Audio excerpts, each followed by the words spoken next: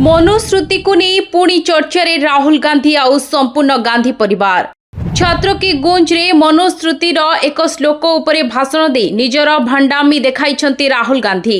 महिला सम्मान एवं अधिकार उपरे ज्ञान देउथुबा राहुल गांधी निज परिवार इतिहास कौन रही केउठी थिला कांग्रेस रे महिला सम्मान जेतेबेले राजीव गांधी को निर्वाचन प्रचार लेखा जाउथला बेटी है सरदार की देश के गद्दार की स्लोगान।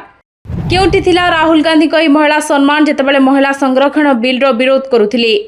केउ मनुश्रुति को मानी इटाली प्रधानमंत्री मेलोनी को उपरे अशालीन मंतव्य देइछंती राहुल गांधी। मेनका गांधी को तांकर अधिकार काहेकि मिलिला नाही। राहुल गांधी जड़े विद्वान तांकर दर्शन हेउची हिंदू मान्यता गुड़ी को बदलाइबा एवं बदनाम करिबा।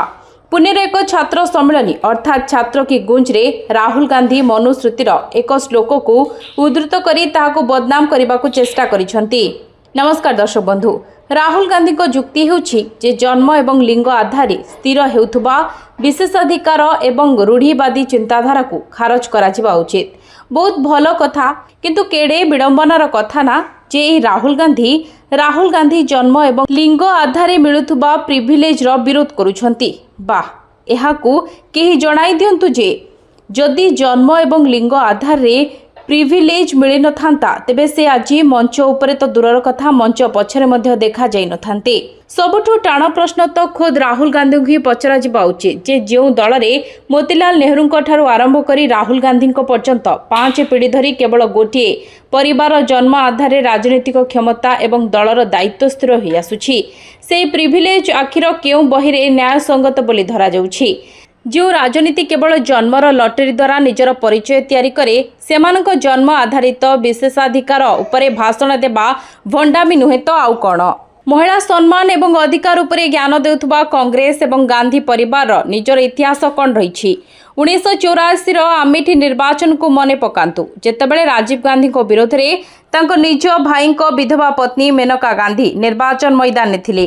कांग्रेस कर्मी एवं राजीव गांधी को निर्वाचन प्रचार खोलाखोली कांथ लिखन एवं स्लोगान दिया जाइथिला जे बेटी है सरकार की देश के गद्दार की। मेनका गांधी जे भारतीय सेनार वीर अधिकारी लेफ्टिनेंट कर्नल तरलोचन सिंह आनंद को झियो एवं पूर्वतन प्रधानमंत्री को बोहू थिले। तांको केवल एक सिख परिवार जन्म नेबा एवं निर्वाचन लड़िबा कारणरू देशद्रोही कर दियागला। ए तथ्य आज मध्य सुप्रीम कोर्ट एवं अदालती रेकर्ड रे लेखा अछि। महिला स्वाधीनता उपरे प्रश्न उठाउतबा राहुल गांधी को प्रथमे निज परिवार ही राजनीतिक इतिहास हिसाब देबा उचित। निज घरर महिला को ए लोक माने विश्वासघातकता कहूतिले आउ एबे आसीछंती मनुश्रुतिर पाठ पढ़ाइबा पई। किंतु कथा कौन कि राहुल गांधी को जना अछि जे लोकंक स्मरण शक्ति बहुत दुर्बल। केही तांको पलटी प्रश्न पचारिबा नहीं जे मेनका गांधी को तांकर अधिकार काहेकि मिलला नहीं। गोटिए परिवार जन्म नेबा परे मध्य प्रियंका गांधी को राजनीति रे आसीबाको वर्ष वर्ष लागिगला, किंतु युवराज राहुल गांधी को 20 वर्ष धरी सुजोग उपरे सुजोग मिली चलीछि। आज मध्य दलर अध्यक्ष खड़गे थाई मध्य मंच उपरे अधिकार सहित राहुल गांधी ही नजर आसंती। जन्मरू मिलुथुबा विशेषाधिकार विषय रे जदि कथा उठिबो तेबे प्रश्नर उत्तर सबुठु प्रथमे कांग्रेस एवं नेहरू गांधी परिवार को देबाकू पड़िबो।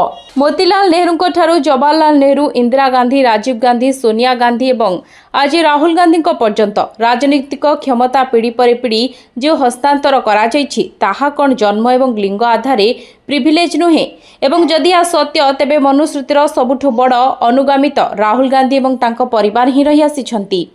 मनुश्रुति उपरे राहुल गांधी अभियोग करती जे यह महिला मानकु दबाई रखे, किंतु महिलांको स्वाधीनता एवं आधुनिकतार कथा कहूतबा कांग्रेस रो नीति जेतेबेले कार्य रे प्रयोग हैला सेमान कोन कले। 1985 कथा मने पकांतु।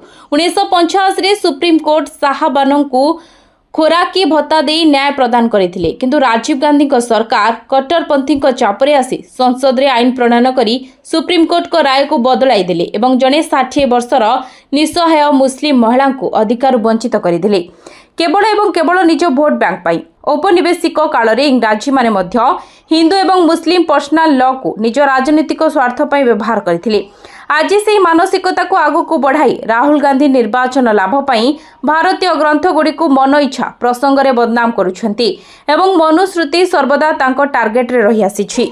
राहुल गांधी बाबा साहेब डॉक्टर भीमराव आंबेडकर को बौद्धिक सचोटतारू किछि शिखिबा उचित। स्वाधीनता परे देशर प्रथम आईन मंत्री भाबरे जेतेबेले से हिंदू कोड बिल आनिथिले सेतेबेले से भारतर 137 श्रुति एवं प्राचीन परंपरा गभीर अध्ययन करी महिला मानकु संपत्तिर अधिकार देथिले।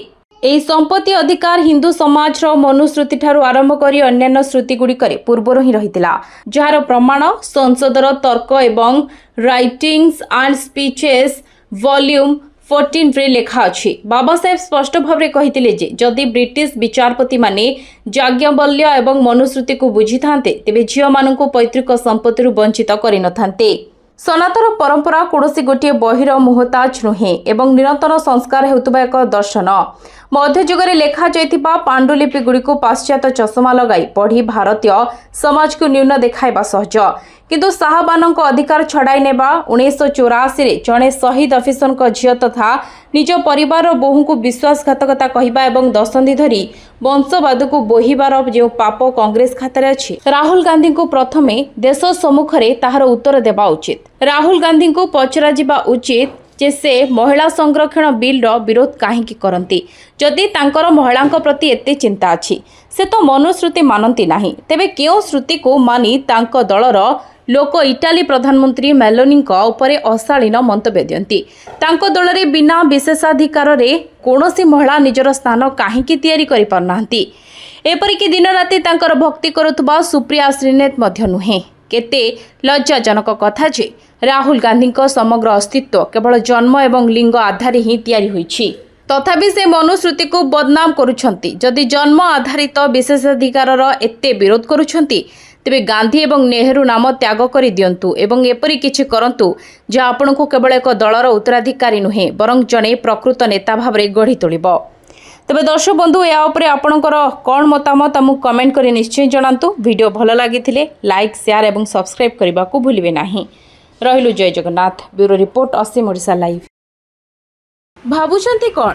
ଲାଇକ୍ କରନ୍ତୁ, ସେୟାର କରନ୍ତୁ ଆଉ ସବସ୍କ୍ରାଇବ୍ କରିବାକୁ ଜମା ଭୁଲନ୍ତୁନି।